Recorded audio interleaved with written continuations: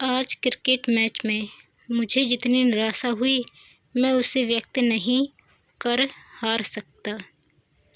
हमारी टीम दुश्मनों से कहीं ज़्यादा मजबूत थी, मगर हमें हार हुई और वे लोग जीत का डंका बजाते हुए ट्रॉफी उड़ा ले गए। क्यों? सिर्फ इसलिए कि हमारे यहाँ नेतृत्व के लिए योग्यता शर्त नहीं। हम नेतृत्व के लिए धन दौलत ज़रूरी समझते हैं।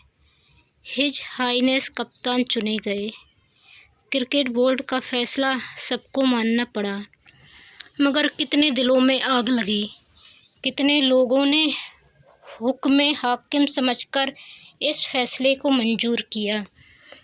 जोश कहाँ, संकल्प कहाँ, खून की आखिरी बूंद गिरा देने का उत्साह कहाँ। हम खेले और जाहिरा दिल लगाकर खेले, मगर यह सच्चाई के लिए जान देने वालों की फौज ना थी। खेल में किसी का दिल ना था। मैं स्टेशन पर खड़ा अपना तीसरे दर्जे का टिकट लेने की फिक्र में था कि एक युवती ने, जो अभी कार से उतरी थी, आगे बढ़कर मुझसे हाथ मिलाया और बोली, आप भी तो इसी गाड़ी से चल रहे हैं मिस्टर जफ़र। मुझे हैरत हुई कि यह कौन लड़की है और इसे मेरा नाम क्यों कर मालूम हो गया। मुझे एक पल के लिए सकता सा हो गया कि जैसे शिष्टाचार और अच्छे आचरण की सब बातें दिमाग से गायब हो गई हों। सौंदर्य में एक ऐसी शान होती है जो बड़ों बड़ों का सिर झुका देती है। मुझे अपनी तुच्छता की ऐसी अनुभूति कभी न हुई थी। मैंने निज़ाम हैदराबाद से, हिज एक्सीलेंसी वायसराय से, महाराज मैसूर से हाथ मिलाया, उनके साथ बैठकर खाना खाया, मगर यह कमज़ोरी मुझ पर कभी न छाई थी। बस यहाँ जी चाहता था कि अपनी पलकों से उसके पाँव चूम लूँ। यह वह सलोनापन ना था जिस पर हम जान देते हैं, ना वह नज़ाकत जिसकी कभी लोग कस्में खाते हैं। उस जगह बुद्धि की कांति थी, गंभीरता थी, गरिमा थी, उमंग थी और थी आत्म अभिव्यक्ति की निसंकोच लालसा। मैंने सवाल भरे अंदाज से कहा, जी हाँ। यह कैसे पूछूं कि मेरी आपसे भेंट कब हुई? उसकी बेतकल्फ़ी कह रही थी, वह मुझसे परिचित है। मैं बेगाना कैसे बनूं? इसी सिलसिले में मैंने अपने मर्द होने का फ़र्ज़ अदा कर दिया। मेरे लिए कोई खिदमत? उसने मुस्कुराकर कहा, जी हाँ, आपसे बहुत से काम लूँगी। चलिए अंदर वेटिंग रूम में बैठें। लखनऊ जा रहे होंगे, मैं भी वहीं चल रही हूँ। वेटिंग रूम आकर उसने मुझे आराम कुर्सी पर बिठाया और खुद एक मामूली कुर्सी पर बैठकर सिगरेट केस मेरी तरफ बढ़ाती हुई बोली, आज तो आपकी बॉलिंग बड़ी भयानक थी, वरना हम लोग पूरी इनिंग से हारते। मेरा ताज्जुब और बढ़ा। इस सुंदरी को क्या क्रिकेट में भी शौक़ है? मुझे उसके सामने आराम कुर्सी पर बैठते झिझक हो रही थी। ऐसी बदतमीजी मैंने कभी न की थी। ध्यान उसी तरफ लगा था। तबीयत में कुछ घुटन सी हो रही थी। रगों में वह तेजी और तबीयत में वह गुलाबी नशा न था जो ऐसे मौके पर स्वभावतः मुझ पर छा जाना चाहिए था। मैंने पूछा, क्या आप वहीं तशरीफ़ रखती थीं? उसने अपना सिगरेट जलाते हुए कहा, जी हाँ, शुरू से आखिर तक। मुझे तो सिर्फ़ आपका खेल जचा और लोग तो कुछ बेदिल से हो रहे थे और मैं उसके राज समझ रही हूँ। हमारे यहाँ लोगों में सही आदमियों को सही जगह पर रखने का मादा ही नहीं है। जैसे इस राजनीतिक पस्ती ने हमारे सभी गुणों को कुचल डाला हो। जिसके पास धन है उसे हर चीज़ का अधिकार है। वह किसी ज्ञान विज्ञान के साहित्य सामाजिक जलसे का सभापति हो सकता है, इसकी योग्यता उसमें हो या ना हो। नई इमारतों का उद्घाटन उसके हाथों कराया जाता है, बुनियादें उसके हाथ रखवाई जाती हैं, सांस्कृतिक आंदोलनों का नेतृत्व उसे दिया जाता है। वह कॉन्वोकेशन के भाषण पढ़ेगा, लड़कों को इनाम बांटेगा। यह सब हमारी दास मनोवृत्ति का प्रसाद है। कोई ताज्जुब नहीं कि हम इतने नीच और गिरे हुए हैं।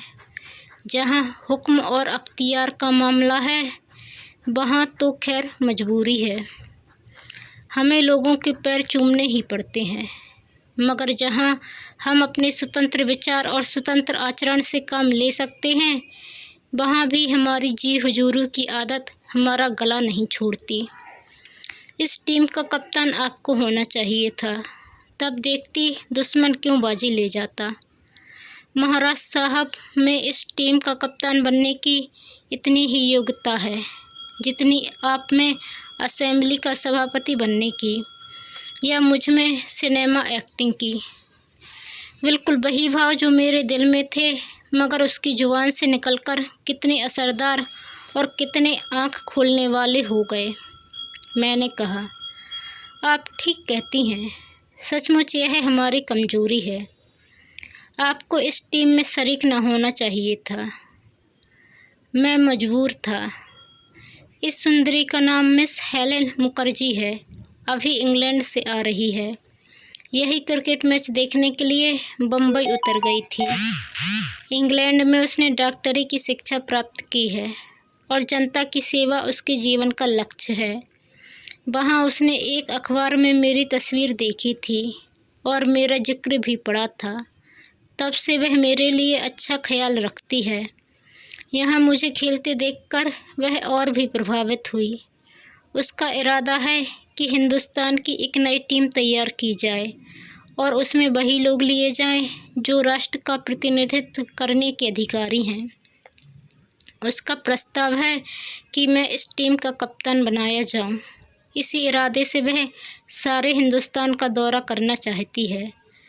उसके स्वर्गीय पिता डॉक्टर एन मुखर्जी ने बहुत काफ़ी संपत्ति छोड़ी है और वह उसकी संपूर्ण उत्तराधिकारिणी है।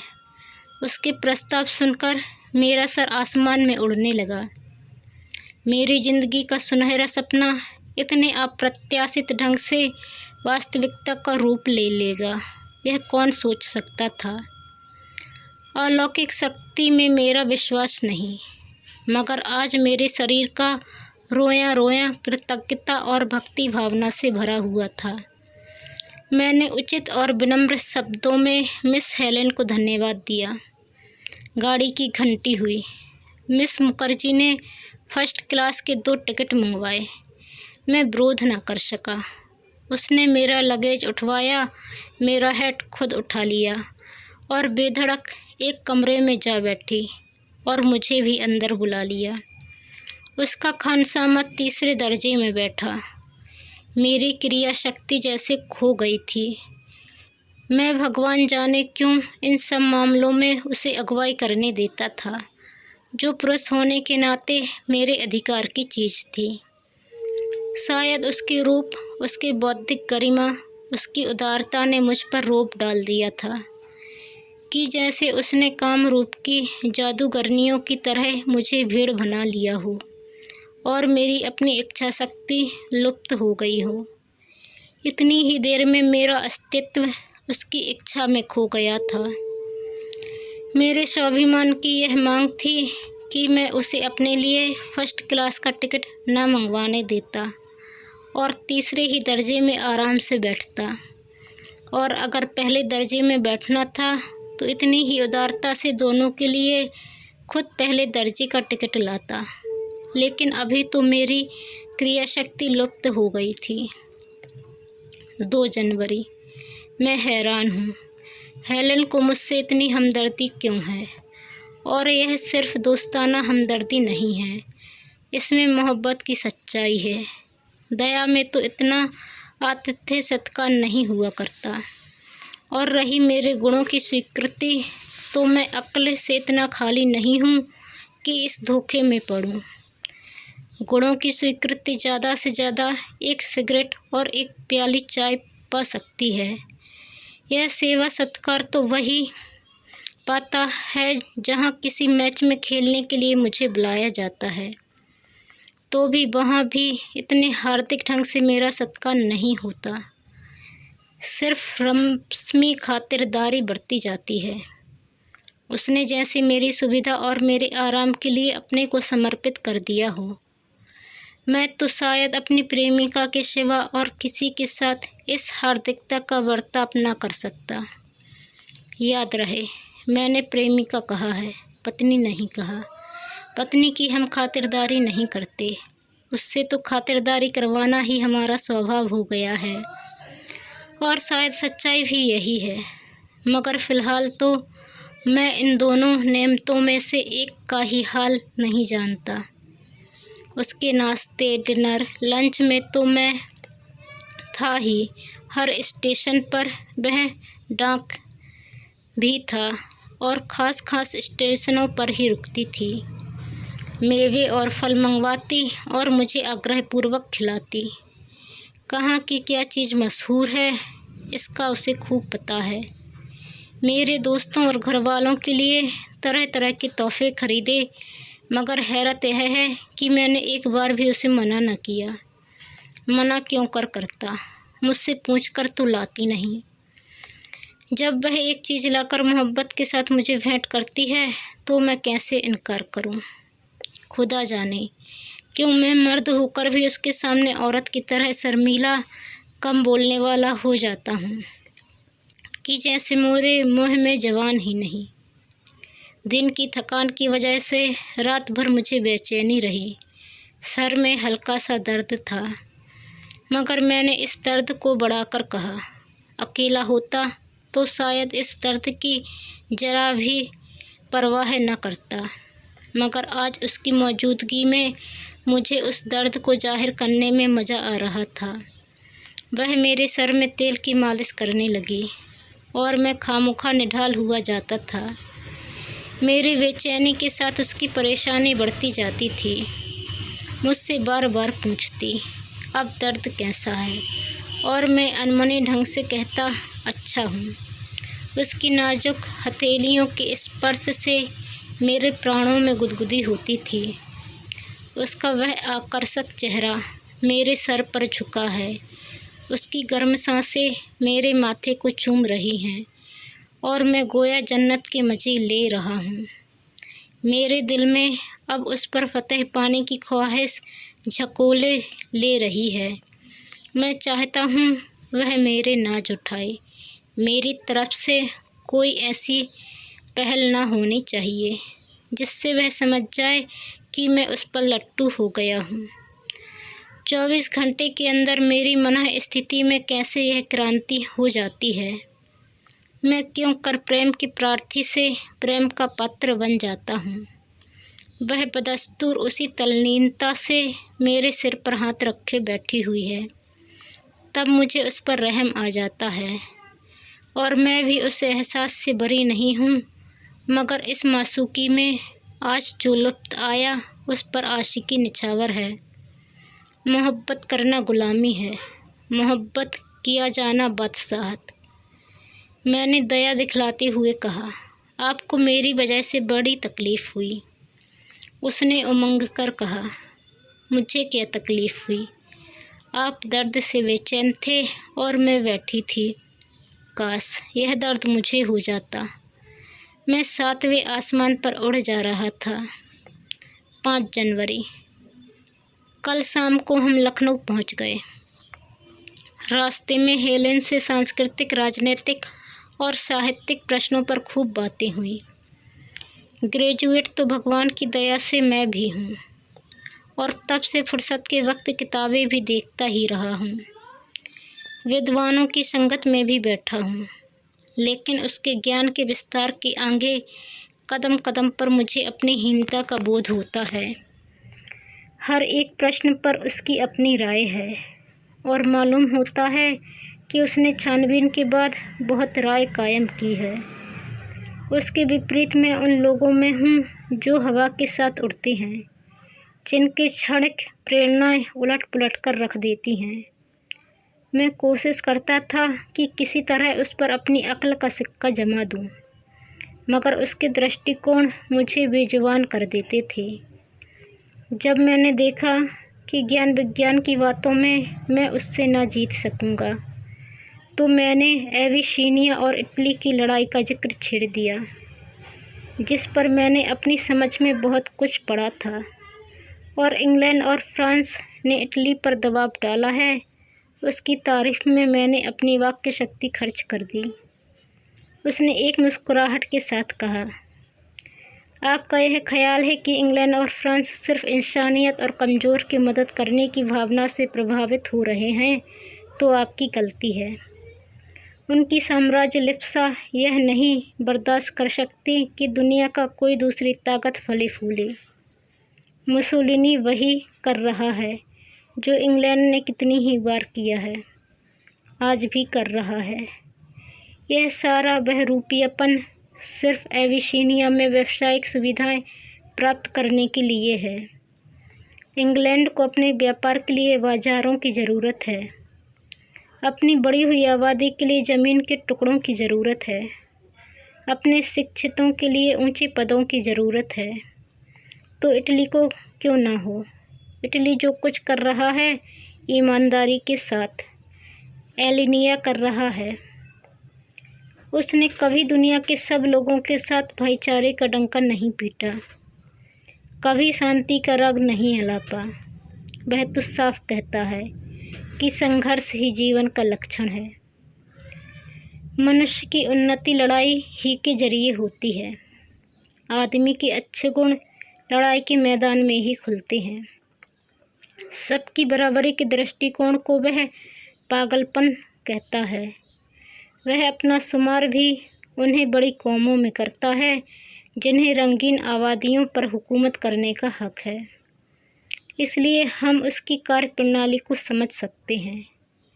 इंग्लैंड ने हमेशा धोखेबाजी से काम लिया है, हमेशा एक राष्ट्र के विभिन्न तत्वों में भेद डालकर या उनके आपसी विरोधों को राजनीति का आधार बनाकर उन्हें अपना पिछलग्गू बनाया है।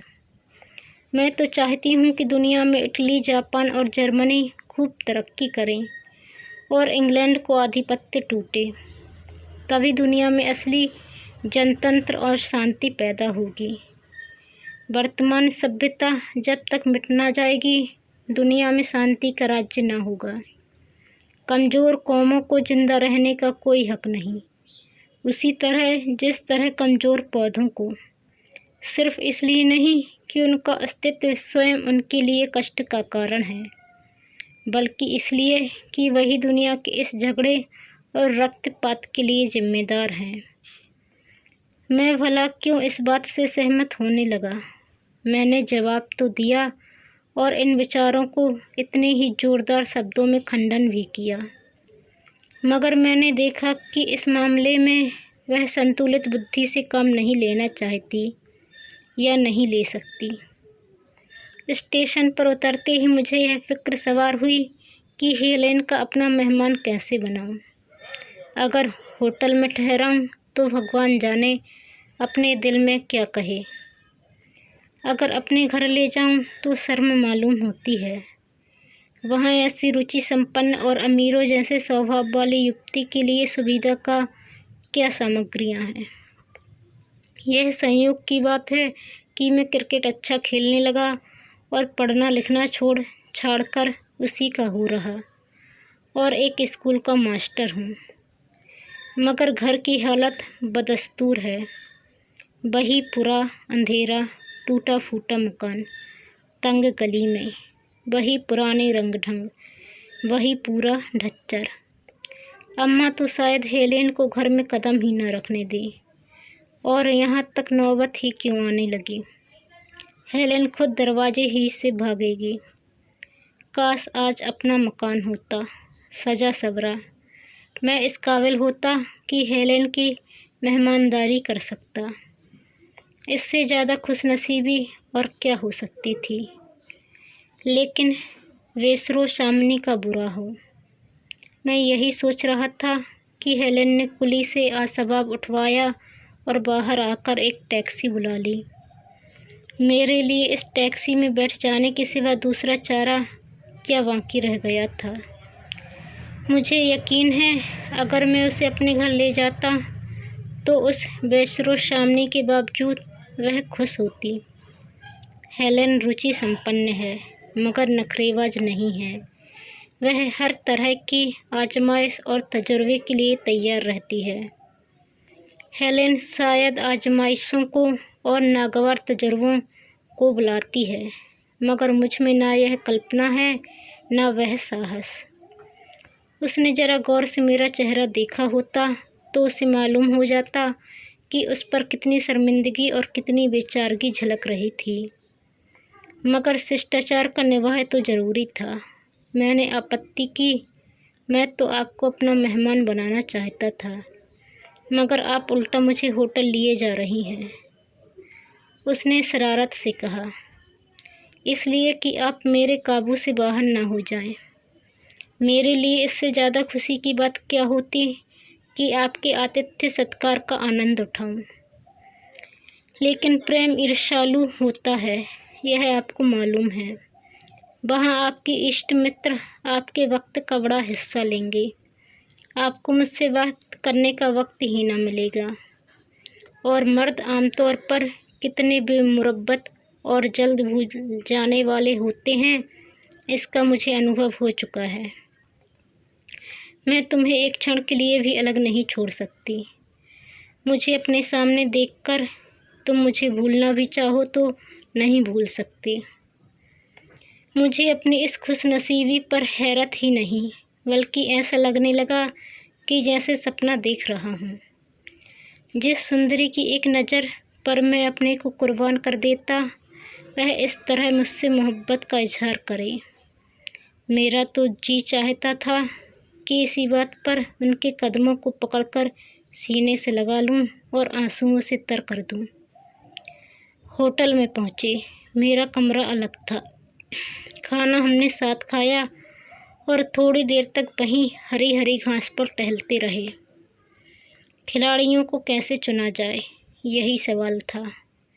मेरा जी तो यही चाहता था कि सारी रात उसके साथ टहलता रहूं। लेकिन उसने कहा, आप अब आराम करें, सुबह बहुत काम है। मैं अपने कमरे में जाकर लेट रहा, मगर सारी रात नींद नहीं आई।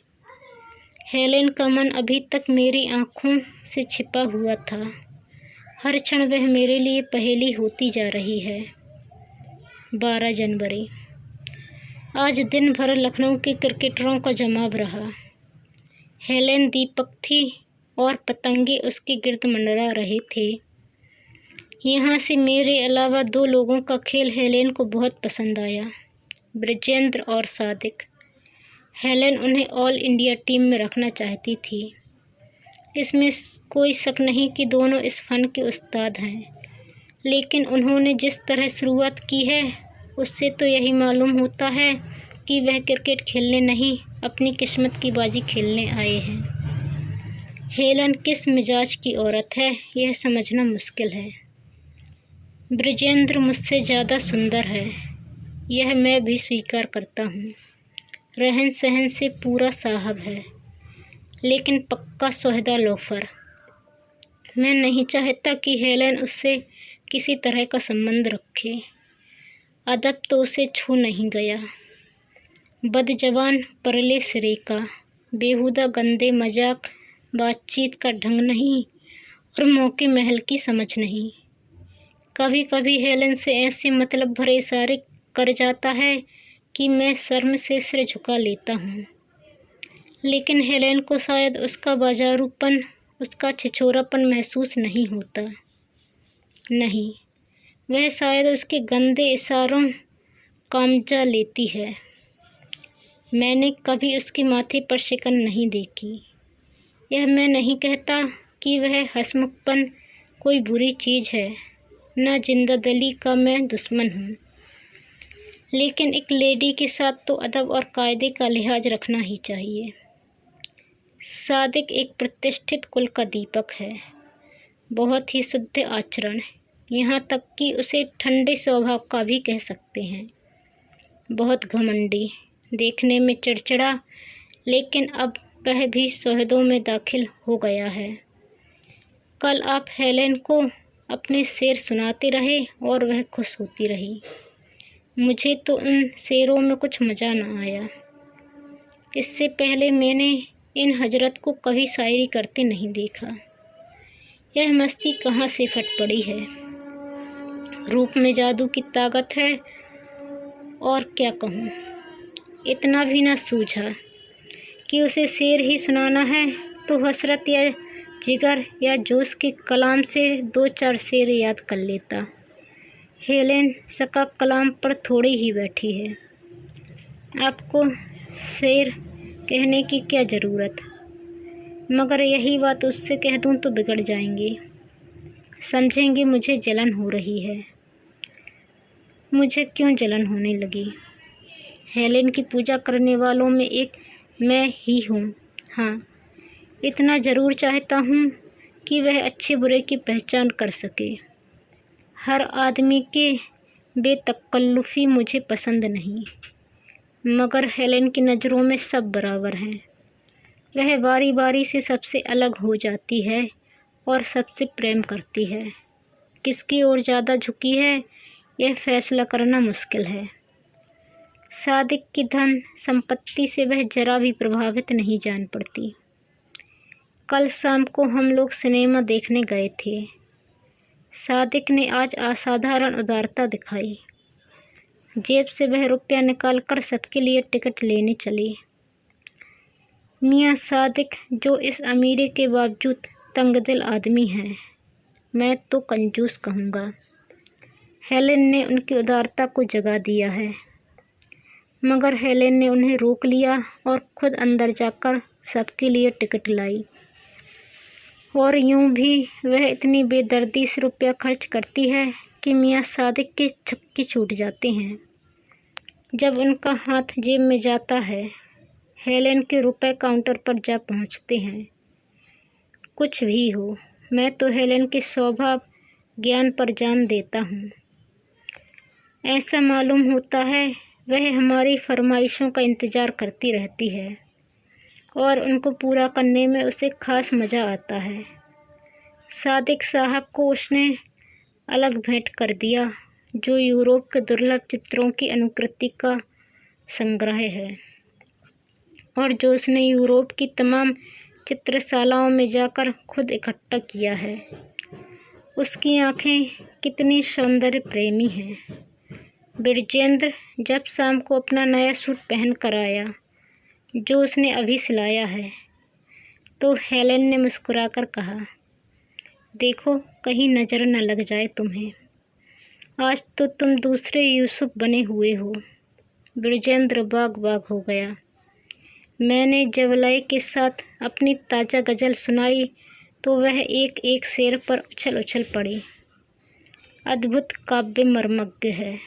मुझे अपनी कविता रचना पर इतनी खुशी कभी न हुई थी, मगर तारीफ़ जब सबका बुलवा हो जाए तो उसकी क्या कीमत।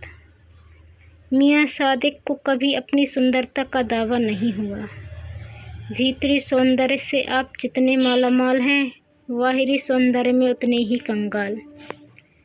मगर आज शराब के दौर में ज्यों ही उनकी आंखों में सुर्खी आई, हेलेन ने प्रेम से पगे हुए स्वर में कहा, भाई तुम्हारी ये आंखें तो जिगर के पार हुई जाती हैं। और सादिक साहब उस वक्त उसके पैरों पर गिरते गिरते रुक गए। लज्जा बाधक हुई।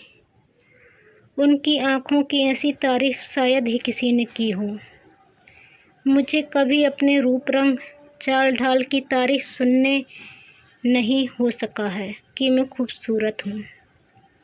यह अभज्ञ जानता है कि हेलेन का यह सब सत्कार कोई मतलब नहीं रखता, लेकिन अब मुझे भी यह बेचैनी होने लगी कि देखो मुझ पर क्या इनायत होती है।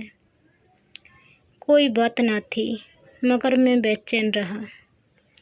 जब मैं शाम को यूनिवर्सिटी ग्राउंड से खेल की प्रैक्टिस करके आ रहा था, तो मेरे ये बिखरे हुए बाल कुछ और ज़्यादा बिखर गए थे। उसने आसक्त नेत्रों से देखकर फौरन कहा, तुम्हारी इन बिखरी हुई जुल्फ़ों पर निसार होने को जी चाहता है। मैं निहाल हो गया।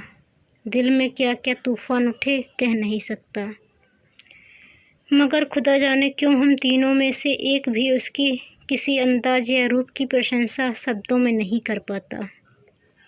हमें लगता है कि हमें ठीक शब्द नहीं मिलते। जो कुछ हम कह सकते हैं उससे कहीं ज़्यादा प्रभावित हैं। कुछ कहने की हिम्मत ही नहीं होती। 1 फरवरी हम दिल्ली आ गए। इसी बीच में मुरादाबाद, नैनीताल, देहरादून वगैरह जगहों के दौरे किए, मगर कहीं कोई खिलाड़ी न मिला। अलीगढ़ और दिल्ली से कई अच्छे खिलाड़ियों के मिलने की उम्मीद है, इसलिए हम लोग वहाँ कई दिन रहेंगे। 11 पूरे होते ही हम लोग मुंबई आ जाएंगे और वहाँ 1 महीने प्रैक्टिस करेंगे। मार्च में ऑस्ट्रेलियन टीम यहाँ से रवाना होगी। तब तक वह हिंदुस्तान में सारे पहले से निश्चित मैच खेल चुकी होगी। हम उससे आखिरी मैच खेलेंगे और खुदा ने चाहा तो हिंदुस्तान की सारी शिकस्तों का बदला चुका देंगे। सादिक और ब्रिजेंद्र भी हमारे साथ घूमते रहे। मैं तो ना चाहता था कि ये लोग आएं, मगर हेलेन को शायद प्रेमियों के जमघट में मज़ा आता है। हम सब के सब एक ही होटल में हैं और सब हेलेन के मेहमान हैं। स्टेशन पर पहुँचे तो सैकड़ों आदमी हमारा स्वागत करने के लिए मौजूद थे। कई औरतें भी थीं, लेकिन हेलेन को ना जाने क्यों औरतों से आपत्ति है। उनकी संगत से भागती है, खासकर सुंदर औरतों की छाया से भी दूर रहती है। हालांकि उसे किसी सुंदरी से जलने का कोई कारण नहीं है, यह मानते हुए भी कि हुस्न उस पर ख़त्म नहीं हो गया है। उसमें आकर्षण के ऐसे तत्व मौजूद हैं कि कोई परी भी उसके मुकाबले में नहीं खड़ी हो सकती। नक्श ही तो सब कुछ नहीं है।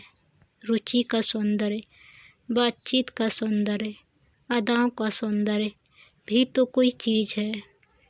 प्रेम उसके दिल में है या नहीं खुदा जाने, लेकिन प्रेम के प्रदर्शन में वह बेजोड़ है। दिलजोई और नाजवरदारी के फन में हम जैसे दिलदारों को भी उससे शर्मिंदा होना पड़ता है। शाम को हम लोग नई दिल्ली की सैर को गए। दिलकश जगह है, खुली हुई सड़कें, ज़मीन के खूबसूरत टुकड़े, सुहानी रवि से। उसको बनाने में सरकार ने बेदरेग रुपया खर्च किया है और बेजरूरत। यह रकम रियाया की भलाई पर खर्च की जा सकती थी, मगर इसको क्या कीजिए कि जनसाधारण इसके निर्माण से जितने प्रभावित हैं, उतने अपनी भलाई की किसी योजना से ना होते। आप 10-5 मदरसे ज़्यादा खोल देते, या सड़कों की मरम्मत में या खेती की जांच पड़ताल में इस रुपए को खर्च कर देते, मगर जनता को शान शौकत, धन वैभव से आज भी जितना प्रेम है, उतना आपके रचनात्मक कामों से नहीं है। बादशाह की जो कल्पना उसके रोम रोम में घुल गई है, वह अभी सदियों तक ना मिटेगी। बादशाह के लिए शान शौकत ज़रूरी है, पानी की तरह रुपया बहाना ज़रूरी है। किफ़ायतसार या कंजूस बादशाह, चाहे वह एक एक पैसा प्रजा की भलाई के लिए खर्च करे, इतना लोकप्रिय नहीं हो सकता। अंग्रेज मनोविज्ञान के पंडित हैं। अंग्रेज ही क्यों, हर एक बादशाह जिसने अपने बाहुबल और अपनी बुद्धि से यह स्थान प्राप्त किया है, स्वभावतः मनोविज्ञान का पंडित होता है। इसके बगैर जनता पर उसे अधिकार क्यों कर प्राप्त होता। खैर, यह तो मैंने यूं ही कहा। मुझे ऐसा अंदेशा हो रहा है, शायद हमारी टीम सपना ही रह जाए। अभी से हम लोगों में अनबन रहने लगी है।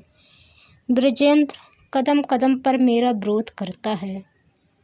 मैं आम कहूँ तो वह अदबदाकर इमली कहेगा, और हेलेन को उससे प्रेम है।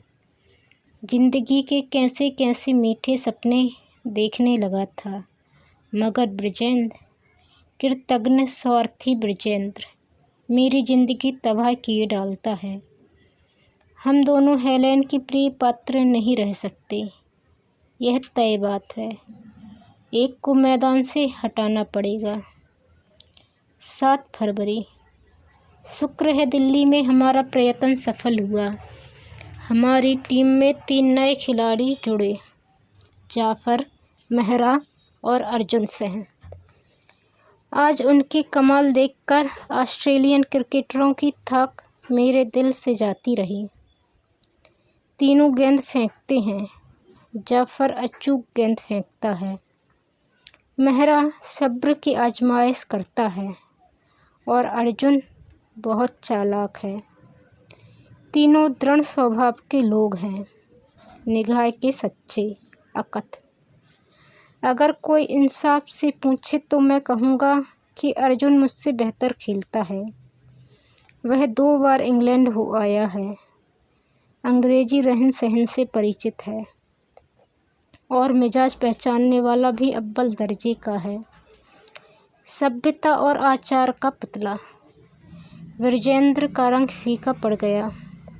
अब अर्जुन पर खास कृपा दृष्टि है और अर्जुन पर फतह पाना मेरे लिए आसान नहीं है। मुझे तो डर है वह कहीं मेरी राह का रोड़ा ना बन जाए। 25 फरवरी। हमारी टीम पूरी हो गई। 2 प्लेयर हमें अलीगढ़ से मिले, 3 लाहौर से और 1 अजमेर से, और कल हम बम्बई आ गए। हमने अजमेर, लाहौर और दिल्ली में वहाँ की टीमों से मैच खेले और उन पर बड़ी शानदार फतह पाई। आज बम्बई की हिंदू टीम से हमारा मुकाबला है और मुझे यकीन है कि मैदान हमारे साथ रहेगा। अर्जुन हमारी टीम का सबसे अच्छा खिलाड़ी है और हेलेन उसकी इतनी खातिरदारी करती है, लेकिन मुझे जलन नहीं होती। इतनी खातिरदारी तो मेहमान की जा सकती है। मेहमान से क्या डर। मज़े की बात यह है कि हर व्यक्ति अपने को हेलेन को कृपा पात्र समझता है और उससे अपनी नाज उठवाता है। अगर किसी के सर में दर्द है तो हेलेन का फ़र्ज है कि उसकी मिजाज पुरसी करे, उसके सर में चंदन तक घिसका लगा दे, मगर उसके साथ ही उसका रोब हर एक के दिल पर इतना छाया हुआ है कि उसके किसी काम की कोई आलोचना करने का साहस नहीं कर सकता। सब के सब उसकी मर्जी के गुलाम हैं। वह अगर सबकी नाज उठाती है तो हुकूमत भी हर एक पर करती है। सामियाने में एक से एक सुंदर औरतों का जमघट है, मगर हेलेन के कैदियों की मजाल नहीं कि किसी की तरफ देखकर मुस्कुरा भी सके। हर एक के दिल पर ऐसा डर छाया रहता है कि जैसे वह हर जगह पर मौजूद है। अर्जुन ने एक मिस पर यूं ही कुछ नज़र डाल दी थी। हेलेन ने ऐसी प्रलय की आंख से उसे देखा कि सरदार साहब का रंग उड़ गया। हर एक समझता है कि वह उसकी तकदीर की मालिक है और उसे अपनी तरफ से नाराज़ करके वह शायद जिंदा न रह सकेगा। औरों की तो मैं क्या कहूँ, मैं ही गोया अपने को उसके हाथों बेच दिया है। मुझे तो अब ऐसा लग रहा है कि मुझ में कोई ऐसी चीज़ ख़त्म हो गई है जो पहले मेरे दिल में डाहे की आग से जला दिया करती थी। हेलेन अब किसी से बोले, किसी से प्रेम की बातें करे, मुझे गुस्सा नहीं आता। दिल पर चोट लगती ज़रूर है, मगर इसका इजहार अकेले में आंसू बहाकर करने को जी चाहता है। वह स्वाभिमान कहाँ गायब हो गया नहीं कह सकता। अभी उसकी नाराज़गी से दिल के टुकड़े हो गए थे कि यकायक उसकी एक उचटती हुई सी निगाह ने या एक मुस्कुराहट ने गुदगुदी पैदा कर दी। मालूम नहीं उसमें वह कौन सी ताकत है जो इतने हौसलामंद नौजवान दिलों पर हुकूमत कर रही है। उसे बहादुरी कहूँ, चालाकी और फुर्ती कहूँ, हम सब जैसे उसके हाथों की कठपुतलियाँ हैं। हम में अपनी कोई शख्सियत, कोई हस्ती नहीं है। उसने अपने सौंदर्य से, अपनी बुद्धि से, अपने धन से और सबसे ज़्यादा सबको समेट सकने की अपनी ताकत से हमारे दिलों पर अपना आधिपत्य जमा लिया है। 1 मार्च। कल ऑस्ट्रेलियन टीम से हमारा मैच ख़त्म हो गया। 50,000 से कम तमाशाइयों की भीड़ न थी। हमने पूरी इनिंग्स से उनको हराया और देवताओं की तरह पूजे। हम में से हर एक ने दिलो जान से काम किया और सभी एकसा तौर पर फूल हुए हैं। मैच ख़त्म होते ही शहर वालों की तरफ से हमें एक शानदार पार्टी दी गई। ऐसी पार्टी तो शायद वायसराय के सम्मान में भी ना दी जाती होगी। मैं तो तारीफ़ों और बधाइयों के बोझ से दब गया। मैंने 44 रनों में 5 खिलाड़ियों का सफाया कर दिया था। मुझे खुद अपने भयानक गेंद फेंकने पर अचरज हो रहा था।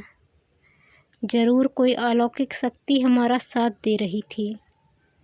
इस भीड़ में बम्बई का सौंदर्य अपनी पूरी शान और रंगीनी के साथ चमक रहा था और मुझे दावा है कि सुंदरता की दृष्टि से यह शहर जितना भाग्यशाली है, दुनिया का कोई दूसरा शहर शायद ही हो। मगर हेलेन इस भीड़ में भी सबकी दृष्टियों का केंद्र बनी हुई थी। यह जालिम महज हसीन नहीं है, मीठी बोलती भी है और उसकी अदाएं भी मीठी हैं। सारे नौजवान परवानों की तरह उस पर मंडरा रहे थे, एक से एक खूबसूरत, मनचले, और हेलेन उनकी भावनाओं से खेल रही थी, उसी तरह जैसे वह हम लोगों की भावनाओं से खेला करती थी। महाराज कुमार जैसा सुंदर जवान मैंने आज तक नहीं देखा। सूरत से रौब टपकता है। उनके प्रेम ने कितनी सुंदरियों को दुख दिया है कौन जाने। मर्दाना दिलकशी का जादू सा बिखेरता चलता है। हेलेन उनसे भी वैसी ही आज़ाद बेतकल्लुफ़ी से मिली जैसे दूसरे हजारों नौजवानों से।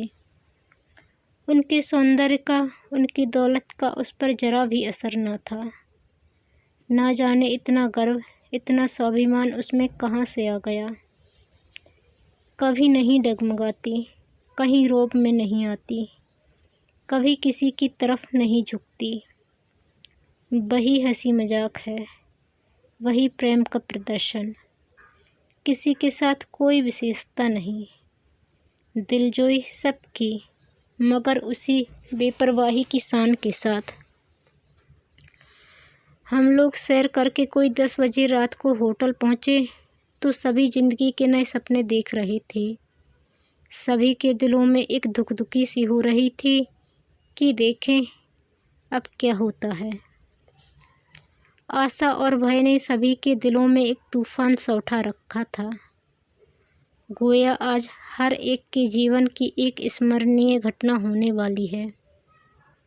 जब क्या प्रोग्राम है, इसकी किसी को खबर न थी। सभी जिंदगी के सपने देख रहे थे। हर एक के दिल पर एक पागलपन सवार था। हर एक को यकीन था कि हेलेन की दृष्टि उस पर है, मगर यह अंदेशा भी हर एक के दिल में था कि खुदा न खास्ता कहीं हेलेन ने बेवफाई की तो यह जान उसके कदमों पर रख देगा। यहाँ से जिंदा घर जाना कयामत था। उसी वक्त हेलेन ने मुझे अपने कमरे में बुला भेजा। जाकर देखता हूँ तो सभी खिलाड़ी जमा हैं। हेलेन उस वक्त अपनी सरवती बेलदार साड़ी में आँखों में चकाचौंध पैदा कर रही थी। मुझे उस पर झंझलाहट हुई। इस आम मजमे में मुझे बुलाकर कवायद कराने की क्या ज़रूरत थी। मैं तो खास बर्ताव का अधिकारी था। मैं भूल रहा था कि शायद इसी तरह उनमें से हर एक अपने को खास बर्ताव का अधिकारी समझता हो। हेलेन ने कुर्सी पर बैठते हुए कहा, दोस्तों, मैं कह नहीं सकती कि आप लोगों की कितनी कृतज्ञ हूँ और आपने मेरी ज़िंदगी की कितनी बड़ी आरज़ू पूरी कर दी। आप में से किसी को मिस्टर रतन लाल की याद आती है? रतन लाल, उसे भी कोई भूल सकता है? वह जिसने पहली बार हिंदुस्तान की क्रिकेट टीम को इंग्लैंड की धरती पर अपने जौहर दिखाने का मौका दिया, जिसने अपने लाखों रुपया इस चीज़ की नज़र किए और आखिर बार बार की पराजयों से निराश होकर वहीं इंग्लैंड में आत्महत्या कर ली। उसकी वह सूरत अब भी हमारी आंखों के सामने फिर रही है। सब ने कहा, खूब अच्छी तरह, अभी बात ही के दिन की है। आज इस शानदार कामयाबी पर मैं आपको बधाई देती हूँ। भगवान ने चाहा तो अगले साल हम इंग्लैंड का दौरा करेंगे। आप अभी से इस मोर्चे के लिए तैयारियां कीजिए।